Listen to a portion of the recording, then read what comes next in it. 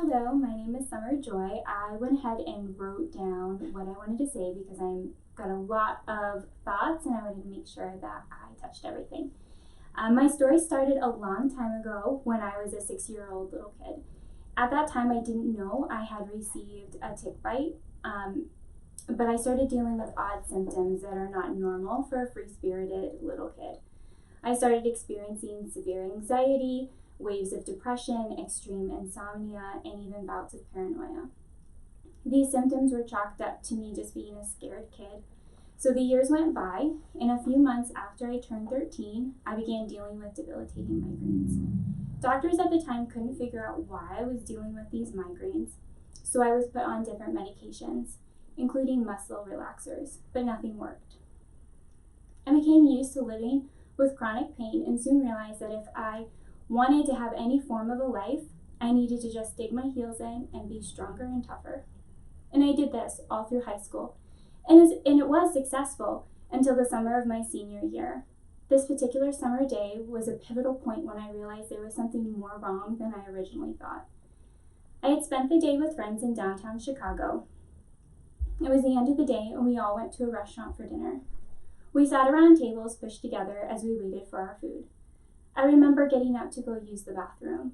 As I was coming back to the table, I got lost. I couldn't figure out how to get back to my group. My brother found me crumpled up in the corner crying. All I needed to do was make 2 turns and I'd be back at the table, but my brain couldn't process that I needed to turn the corners. That began a spiral of neurological symptoms, ranging from brain fog to intense painful numbness and tingling throughout my entire body. The majority of my senior year was spent in and out of doctors' offices and hospitals. Each time I was told, "We don't know what's wrong with you.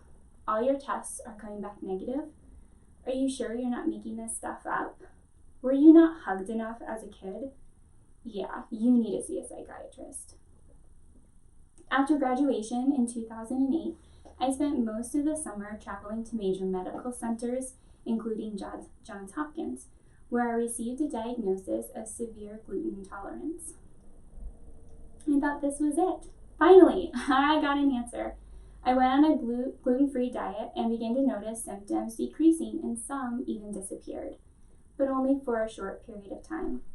Within a year, I began dealing with recurring symptoms, but I continued to go to school full-time and work full-time. In 2011, I decided to transfer to a school in South Carolina to complete a marketing degree. By the time I came home for the summer after the first year, I was so sick I could barely get out of bed. I only slept 2 to 3 hours a day, and I dealt with severe joint pain and muscle pain, along with a myriad of new symptoms. My body was screaming for help, as I consumed at least 2 to 3 gallons of water per day, putting my body in serious danger of water intoxication. Still, doctors had no answers for me. I ended up connecting with a nutritionist who did a strict diet, and again, it helped for about 6 months before symptoms started up again, just not as severe. I came to the conclusion that this was my life. This would be my challenge.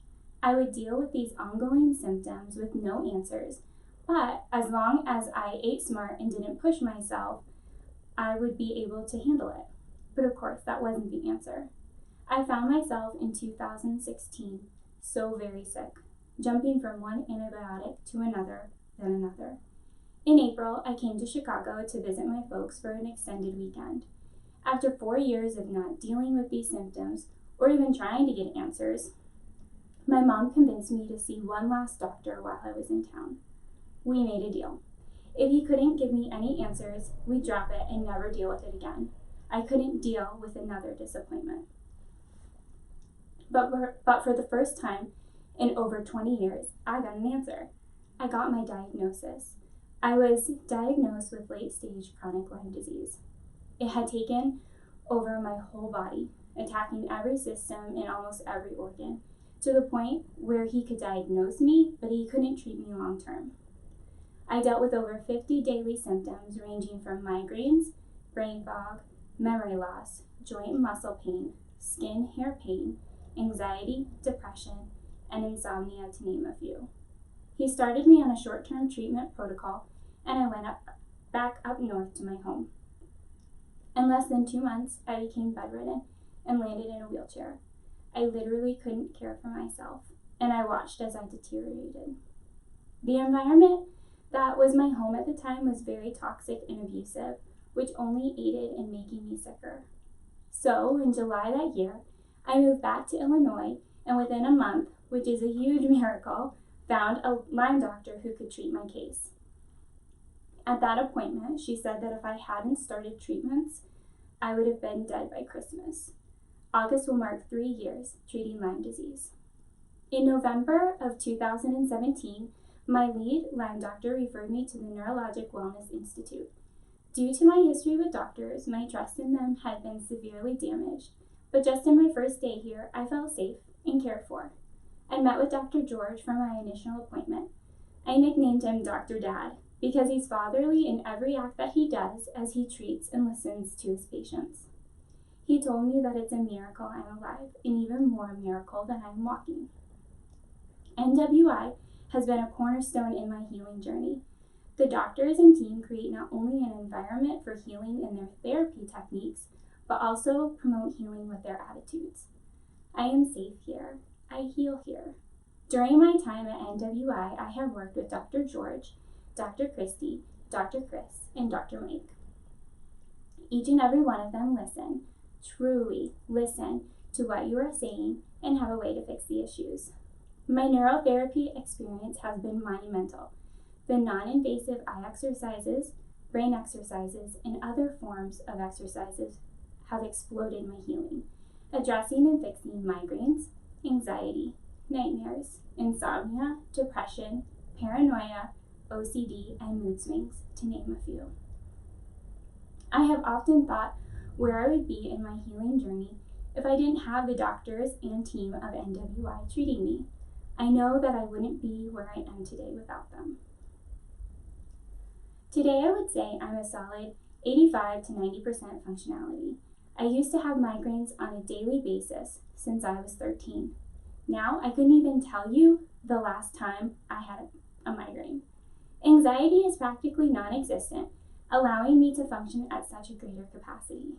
I saw colors for the first time in years in September, and I even laughed for the first time in 4 years. One of those deep belly laughs that just fills your whole body with joy. To me, that was a monumental moment. I realized I was healing past the point of bodily. My soul was healing. Healing comes in all forms. It's not just about the physical aspect of the body, but of the soul and the mind.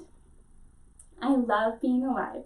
I love that I get to celebrate turning 30 next month.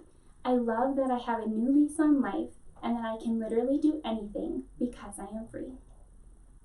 I used to think that I'd never be healthy. I thought I'd always be that sick girl, the one who canceled plans or never even made the plans, the one who had to decide of either going to the grocery store or doing something fun because my body couldn't do both, the one who lived a life only half full because it was all I could handle. I used to pray to die, to end the suffering and the pain, and there were days where I thought it was my last day. There used to be no light at the end of the very long, dark tunnel. But I'm glad I didn't give up. I'm glad that I lived through the suffering and the pain because it's brought me here, right here, to the point where I can share with you that there is hope. So much beautiful, full of life hope. There is light at the end of the tunnel. This healing journey for me has been compared to climbing Mount Everest. Long and hard. But I didn't climb it alone. No, I had my army of warriors with me, and those include the doctors and team at NWI.